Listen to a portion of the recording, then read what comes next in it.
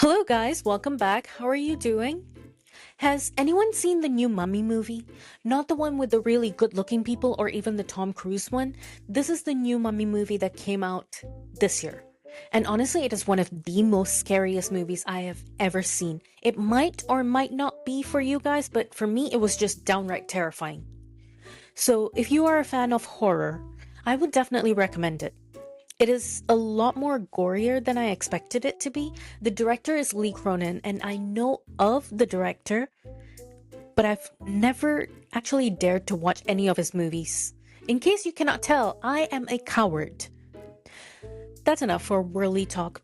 For today's video, I still have the same taro milk tea with aloe and mango jelly, mostly because I'm filming this video at the same time as I filmed the previous one. And the rating for the drink, it still stands. Anyway, let's get into the story of Icarus.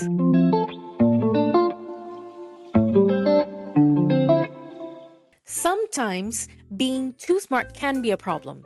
The story of Icarus, it starts with his father. Honestly, this is a story that is a prime example of like father, like son. So let's start with the father of Icarus. His name is Daedalus. He was this genius inventor, architect. Honestly, he is seen as a symbol of wisdom and knowledge. And for my Percy Jackson fans, Annabeth Chase, she inherits his laptop and basically uses that knowledge to redesign Olympus. But that's beside the point. So Daedalus is this genius inventor and he's also the father of Icarus. In the beginning, he used to live in Athens with his family. He had this shop where he taught people, and one of his most promising students was his own nephew. And by promising, I mean his nephew was literally better than him. His nephew was originally said to have invented the saw and the compass, but the more his nephew invented things, the more Daedalus became jealous. It's like the student surpassing the teacher, and the teacher, instead of being proud of the student, he becomes envious. So Daedalus tries to murder his own nephew by drowning him in Athens. But the nephew is saved by Athena herself. She turns the nephew into a partridge. Daedalus is tried and convicted by law for murder, and he is exiled from Athens. And so he leaves Athens and moves to Crete. And in Crete, he meets King Minos. Basically, before Daedalus came to Crete, Poseidon came to King Minos and gave him a white bull and asked the king to sacrifice the bull. But King Minos looked at the bull and went, that's too pretty to die. So he substitutes that bull and sacrificed another one in its place. Poseidon, he comes to know of this and he gets mad.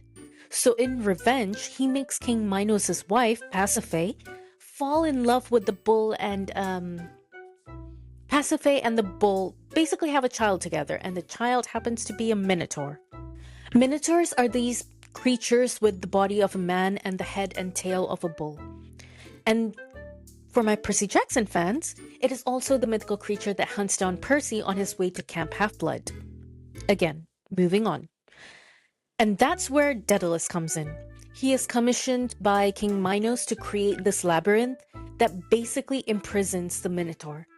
But later a bunch of stuff happens, with Theseus coming in, killing the Minotaur, and eloping with King Minos' daughter. I'll cover all of that in the later episodes, but because of all of these events, King Minos imprisons Daedalus and his son Icarus in the same labyrinth that they created. They try to escape the labyrinth, but King Minos controls the seas and the land routes that Daedalus and Icarus could escape from. So the father and son, they had to come up with a different plan. If King Minos could only control the land and sea routes, the father and son, they could just fly away. So Daedalus makes a couple of wings, one for his son, one for himself. They make the wings with beeswax, feathers, and thread, and in the end, they look like actual bird wings. And on the day the two of them plan to escape, Daedalus gives his son a small warning. He tells his son, don't fly too high or the wax on the wings, it will melt. And also don't fly too low or the sea foam will soak the feathers and it will get heavy and they would not be able to fly. Which for a person like me, it would be a bit difficult because I need actual numbers, to be honest. But I digress. And on the day of their escape, Daedalus and Icarus, they manage their escape successfully. They are out of the labyrinth without a hitch, and they even fly past a bunch of islands as well. And then Icarus gets a little fly happy. He starts flying more and more towards the sun despite his father's warning, and the beeswax on his wings, it slowly starts to melt. And Icarus, he starts to fall towards the sea and dies. Daedalus is devastated. He searches for his son's body day and night and finally finds him on an island shore. Daedalus lands on the shore and he cries and cries, and then he buries his son's body on the island where he was found. He names the island Icaria in memory of his child. But it is said that as Daedalus cried and buried his son's body, a partridge flew over and just mocked him the entire time.